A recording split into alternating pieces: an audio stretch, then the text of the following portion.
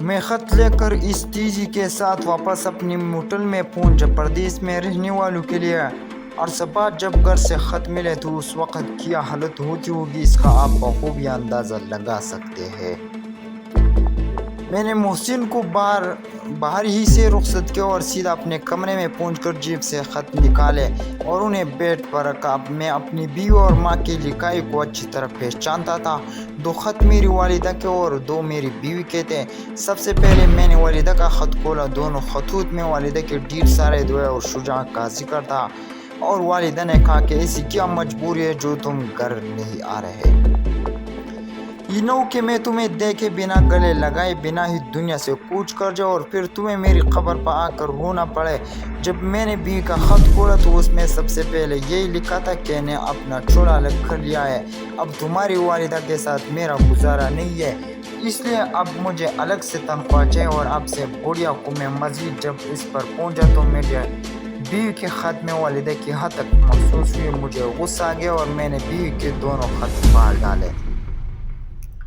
آئندہ کئی روز تک خلاف معمول کوئی بات نہیں ہوئی۔ میرے پاس حاجی یوسفو کے بھیجے ہوئے پیسہ ابھی باقی تھے، اس لیے میں نے پاکستان جانے والی مہاجر فیملی کو 3,000 روپے دینے کا فیصلہ کیا۔ گوکہ یہ رقم بہت کم تھی، مگر پاکستان جاتے انہیں کچھ تو ہیلپ مل سکتی تھی۔ اب مسئلہ کرنسی کا تھا۔ نیپالی کرنسی کی ویلیو نہیں تھی، پاکستان میں بھارت کرنسی پر مکمل پابندی تھی، مگر میرے محکمے اور حکومت پاکستان کے لیے بھارتی کرنسی خاصی اہمیت رکھتی تھی۔ دنیا بھر کے پاکستانی سفارتخانوں کے اخراجات کے لیے حکومت پاکستان ڈالر بھیجتی تھی۔ چنانچہ میں نے 15 لاکھ بھارتی کرنسی اپنے ڈاک میں اپنے محکمے کو بھیجے اور ان سے پاکستان کرنسی کی ڈیمانڈ کی، تو انہوں نے 15 لاکھ بھارتی کرنسی کے عوض پاکستانی کرنسی بھیج دی۔ میں نے مریم کے ساتھ مل کر 3,000 لفافوں میں بند کرنا شروع کر دیا۔ جب تمام لفافے پیک ہو گئے تو پروگرام یہ بنا کہ ہر فلائٹ میں جانے والے مہاجر کو ان کی تعداد کے حساب سے لفافے بطور گفٹ تقسیم کریں گے۔ اب فلائٹ شروع نہیں ہوئی تھی۔ اپریل کی 4 یا 5 تاریخ تھی۔ میں حسب معمول مریم کے گھر سے واپس ہی آیا تو ریسیپشن پر مینیجر نے مجھے بتایا کہ ایک مہمان لڑکی کافی شاپ میں میرے منتظر ہے۔ میں ہوٹل کی کافی شاپ میں میرے منتظر ہے۔ میں سیدھا کافی شاپ میں گیا تو وہاں کافی شاپ کے ایک کونے میں ایک ٹیبل پر وہی اسرائیلی لڑکی بیٹھی تھی جس کی میں نے جان بچائی تھی۔ سر پر تنگ برنگے کپڑے کی پٹیاں باندھے، گلے میں بڑے منکوں کے ہار پہنے، چہرے پر عیاں لکیریں لگائے وہ اپنے آپ کو چھپانے میں کافی حد تک کامیاب ہو چکی تھی۔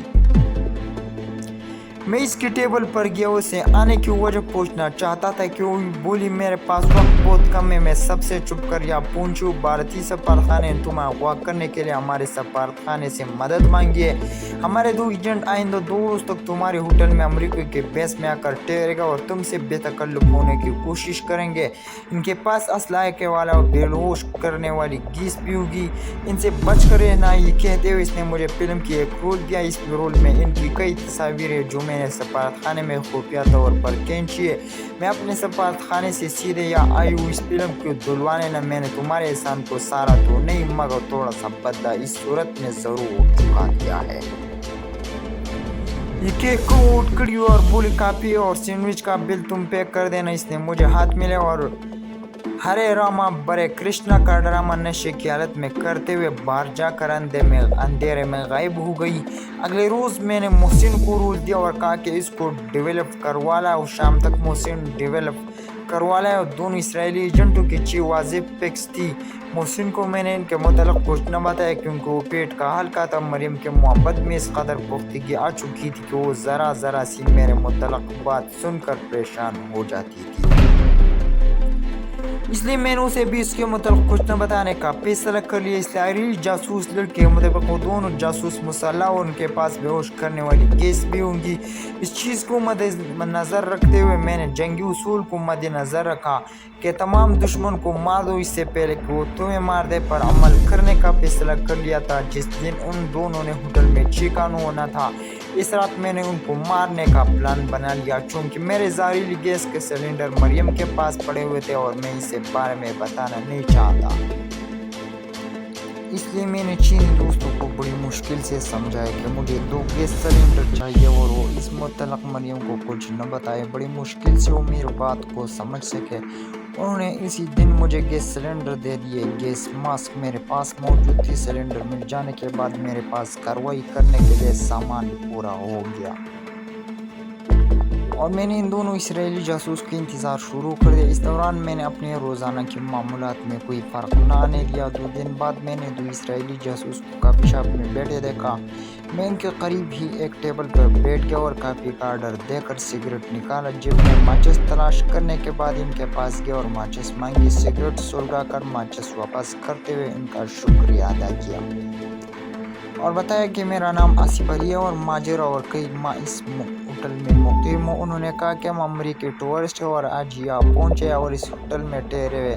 اپنے شکار کو انہوں نے اتنے قریب دیکھ کر اپنے ٹیبل پر مجھے بیٹھنے کی دعوت دی۔ میں ان کے ساتھ ہی بیٹھ گیا اور ویٹر میری آرڈر کی ہوٹل کافی اس لیے ٹیبل پر لے آیا۔ میں نے بلا جھجک کافی پی۔ اس میں ملاوٹ کا احتمال اس لیے نہیں تھا کہ اس کا آرڈر میں نے اپنے ٹیبل سے دیا تھا۔ اس کے بعد رات کے ٹھیک 11 بجے میں نے گیس ماسک پہن کر اپنے روم کی بتیاں آف کی اور دروازے سے باہر جھانکا۔ وہاں ہر طرف خاموشی کا راج تھا۔ میں نے آواز قدموں سے چلتا ہوا ان کے روم کے دروازے پر گیا۔ گیس سلنڈر میرے ہاتھ میں تھا اور دستک دی۔ اندر سے آواز آئی، کون ہے؟ اس وقت میں آواز بدلتے ہوئے کہا کہ ویٹر سر، ایک میسج آپ کے لیے۔ میں ویٹر جیسی ٹوٹی پھوٹی انگریزی میں کہا اور اندر سے آواز آئی، 1 منٹ۔ میں بھائی دروازے کے ساتھ چپک کر کھڑا ہو گیا کیونکہ دایاں دروازہ پہلے کھلتا تھا۔ گیس سلنڈر میں نے اس طرح پکڑا تھا کہ اخراجی بٹن پر میری انگلی تھی اور ساتھ ہی میری دعا کر رہا تھا کہ دروازہ کھلنے سے پہلے کوئی ویٹر یا کوئی گیسٹ اپنے روم سے باہر نہ نکل آئے۔ دروازہ کھلنے کی آواز آئی اور ساتھ ہی اسرائیلی نے ویٹر سے پیغام لینے کے لیے دروازے سے تھوڑا سا سر باہر نکال لیا۔ سامنے کسی کو نہ پا کر اس نے بائیں طرف دیکھا جہاں سے میں کھڑا تھا۔ ماسک والا چہرہ دیکھ کر اس فوری طور احساس ہوا۔ ادھر جو اس نے میری طرف گردن گھما کر دیکھا۔ میں نے گیس اخراج والا بٹن پریس کر دیا۔ بیک وقت 2 کم ہوئے۔ گیس اس کے نتوں میں گھسی اور ساتھ ہی اس نے اپنے بچاؤ کے لیے پیچھے ہٹنے کی کوشش کی لیکن بہت دیر ہو چکی تھی۔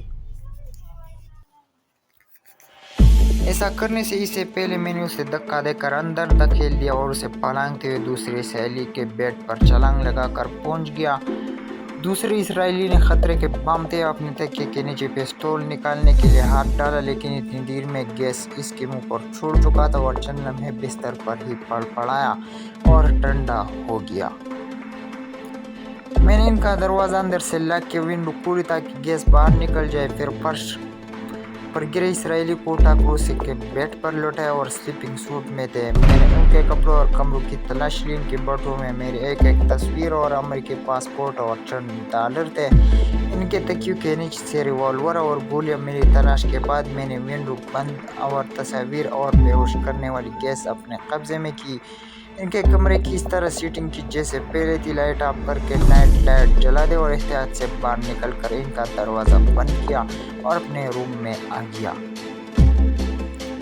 ان کا سب سامان اور اپنا پستول، گیس سلنڈر اور زہریلی سوئیوں کا ڈبہ اور گیس ماسک اور ایئر بیگ میں ڈالا اور باہر لے کر نیچے لابی میں آ گیا۔ ہوٹل میں میری اس رات انٹری ہو چکی تھی اس لیے نیچے کسی کو نہ پا کر آنکھ میں آئے بغیر میں ہوٹل سے باہر آ گیا اور وین لے کر سیدھا مریم کے گھر پہنچا۔ میری امت کا سن کر ہڑبڑا کر اٹھی۔ میں نے بیگ اسے دیتے ہوئے کہا کہ ہوٹل میں 2 اسرائیلی میرے ہاتھوں مارے گئے۔ یہ بیگ رکھ لو اور اسے کسی محفوظ جگہ پر چھپا دو۔ اگلے روز دوپہر کے بعد ان امریکیوں کی ہلاکت کا پتہ چل چکا تھا۔ ان کا دروازہ میں نے باہر نکلتے وقت اندر سے لاک کر دیا تھا اور دروازے پر نو ڈسٹرب کا بورڈ پہلے ہی لٹکا ہوا تھا۔ وہ دروازے پر نو ڈسٹرب کا بورڈ پہلے ہی لٹکا ہوا تھا اور روزمرہ کی صفائی کرنے اور ان کے روم کی صفائی کرنے کے لیے بار بار چکر لگائے۔ پھر دروازہ کھٹکھٹایا۔ دروازہ نہ کھولنے پر انہوں نے ماسٹر کی سے تالا کھولا اور اندر داخل ہوئے اور صفائی کے بعد بیڈ شیٹ چینج کرنے کے لیے انہیں جگانے کی کوشش کی تو وہ نہ اٹھے تو انہیں پتہ چلا کہ وہ تو ابدی نیند سو چکے ہیں۔ ہوٹل میں شور مچ گیا۔ انتظامیہ نے فوراً پولیس کو کہا کہ پولیس آئی۔ تفتیش شروع کی تو انہوں نے بتایا کہ दरवाज़ा अंदर से बंद था और सिपाही वालों ने बोला पुलिस की फौरी तौर पर कोई सुराग न मिल सका, इनकी लाशें उठवाकर साथ खाने भिजवा दी गई। रस्मी कार्रवाई होटल में ठहरने वालों की लिस्ट और इन लोगों का सामान लेकर पुलिस चली गई और इनके शनाख्ती कार्ड और पासपोर्ट भी न मिले, इसलिए पुलिस ने इनके सफारतखाने भी राबिता न किया। मैं जानता था कि पुलिस खामोश से वापस तो चली गई और इनकी अन्य कातिलों की लिस्ट में 2 का इजाफा हो गया, जैसे वो ऐसे हजम नहीं करेंगे। और वही वो इस दिन जब मैं मरियम को मिलकर वापस होटल पहुंचा तो देखा कि पुलिस की काफ़ी ज़्यादा नफरी एक एसपी के साथ होटल के मुलाजिमीन से लेकर वहाँ ठहरे हुए गेस्ट के तफ्तीश और कमरों की तलाशी ले रही थी।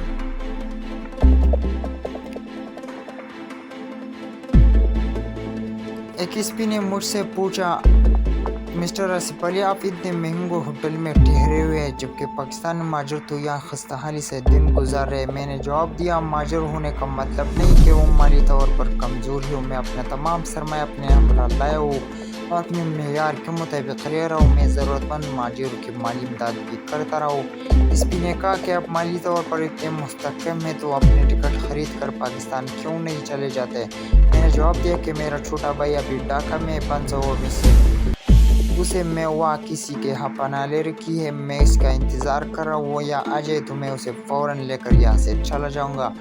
इस पर हमें पता चला है कि पाकिस्तानी सफारतखाने में तुम्हारे साथ खसूसी बर्ताव किया जाता है। मैंने जवाब दिया, ये दुरुस्त है और इसकी वजह सिर्फ मेरी माली खुशहाली है। आपने भी मुझे से तफ्तीश के दौरान जो रवैया अपनाया है, यकीनन हर माजिर के साथ आपका रवैया ऐसा नहीं होगा।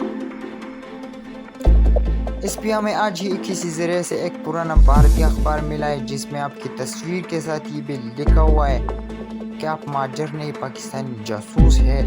मैंने हंसते हुए जवाब दिया, एसपी साहब, भारत हमारा दुश्मन मुल्क है, हमारी इसके साथ 3 जंगें हो चुकी है। इसने हमारी गफलत और सियासी बेचैनी से फ़ायदा उठाते हुए हमें 2 टुकड़ों में तकसीम कर दिया।